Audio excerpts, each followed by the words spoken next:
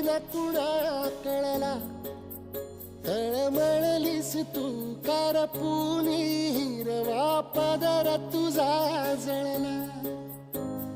छळ केला पिढी जात तुझा ग उखडून वनराई. अपराध किती झाले पण आता शरण